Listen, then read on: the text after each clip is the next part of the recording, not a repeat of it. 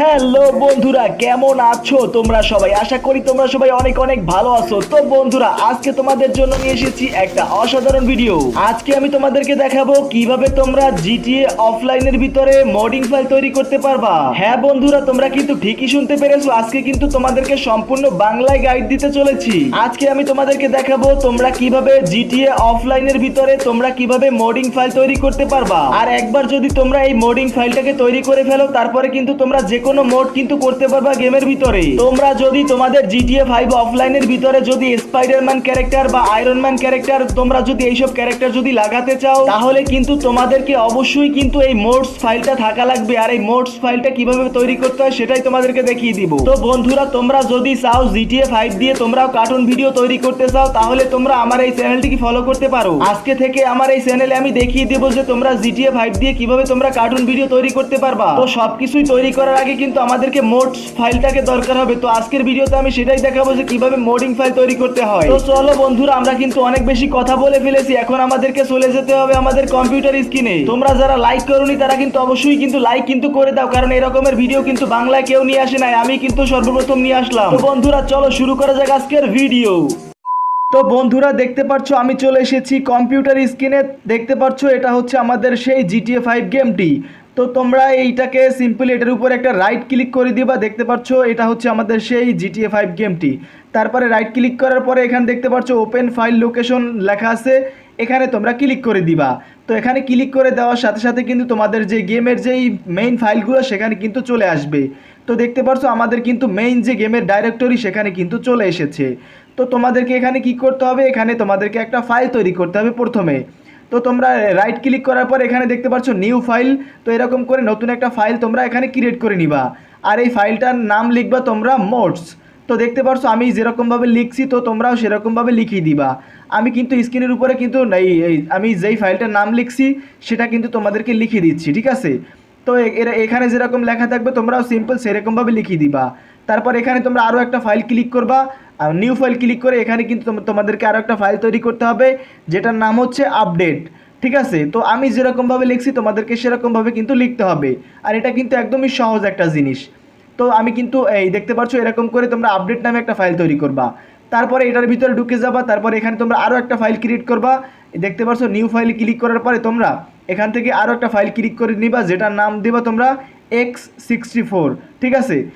এটা দেওয়ার পরে তারপর এটার ভিতরে ঢুকবা। তারপর এখানে তোমাদেরকে আরও একটা ফাইল ক্রিয়েট করতে হবে, এটাই হচ্ছে লাস্ট ফাইল, ঠিক আছে?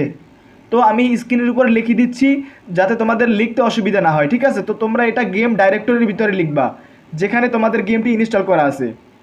তো দেখতে পাচ্ছ আমি কিন্তু এখানে লিখিয়ে দিয়েছি ডিএলসি প্যাক্স। তো তোমরাও কিন্তু একেবারে আমি যেরকমভাবে লিখছি এরকম সেম টু সেম লিখিয়ে দিবা। তো এখান থেকে আমি বেরিয়ে যাই। তো প্রথমে তোমরা এই যে মোডস নামে একটা ফাইল তৈরি করবা। তারপর এখানে আপডেট দেখতে পাচ্ছ, আপডেট নামে একটা ফাইল তৈরি করবা। তারপর এখানে x64 এটার নামে একটা ফাইল তৈরি করবা। তারপরে দেখতে পাচ্ছ এই যে ডিএলসি প্যাক এই নামে একটা ফাইল তৈরি করবা। তো বন্ধুরা, দেখতে পাচ্ছ আমাদের ফাইলটি কিন্তু এখানে কিন্তু তৈরি করা হয়ে গেছে। তো এখন আমাদেরকে কি করতে হবে, এই যে দেখতে পাচ্ছ আপডেট নামে একটা ফাইলস আছে, এখানে তোমরা ঢুকে যাবা মেইন ডাইরেক্টরি পরে। তারপর এখানে দেখতে পাচ্ছ এই যে একটা ফাইল দেখতে পাচ্ছ update.rpf, এই ফাইলটাকে তোমরা সিম্পল এখান থেকে কপি করে নিবা।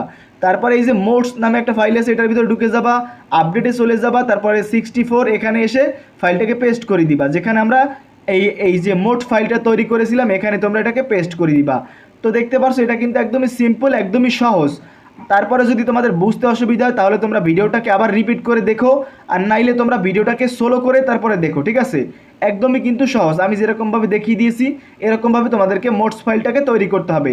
দেখতে পাচ্ছ আমাদের update.rpf নামে ফাইলটি কিন্তু এখানে পেস্ট করা হয়ে গেছে। এখন আমাদেরকে কি করতে হবে, এখন আমাদেরকে আরও দুইটা ফাইলকে এখানে কপি পেস্ট করতে হবে, তাহলে কিন্তু হয়ে যাবে। তো এখন আমাদেরকে আরও দুইটা ফাইল কপি করার জন্য আবার তোমরা এই যে আপডেট দেখতে পাচ্ছ এই আপডেটের ভিতরে চলে যাবা। তারপরে আবার 64 x64, তারপর এখানে তোমরা দুইটা ফাইল এখান থেকে কপি করবা। দেখতে পাচ্ছ ডাটা ফাইল আর মেটা ডাটা, এই দুইটাকে তোমরা সিলেক্ট করবা। তারপর এখান থেকে রাইট ক্লিক করে তোমরা এটাকে কপি করে নিবে এখান থেকে। এই দেখতে পাচ্ছ কপি করে নিলাম। তারপর এখান থেকে ব্যাগে চলে আসবা। তারপর আমরা মোড ফাইল তৈরি করেছিলাম এখানে চলে যাবা, আপডেটে চলে যাবা, এই যে x64 এখানে চলে যাবা। তারপরে এখানে আসার পরে তোমরা এই ফাইল দুটিকে এখানে পেস্ট করে দিবা, তাহলে কিন্তু আমাদের এই যে মোড ফাইলটা কিন্তু তৈরি হয়ে যাবে। আর এখন কিন্তু আমরা চাইলে এই গেমের ভিতরে আমরা কিন্তু এই যে ফাইলসের ভিতরে কিন্তু আমরা যে কোনো মোড কিন্তু চাইলে ইনস্টল করতে পারবো। তো এরকম করে কিন্তু তোমরা মোডিং ফাইল কিন্তু তৈরি করে ফেলবা। তো ভাই সাহ, ভিডিওটা তোমাদের কাছে কেমন লাগলো সেটা কিন্তু অনেক কমেন্ট করে জানিয়ে দিবা।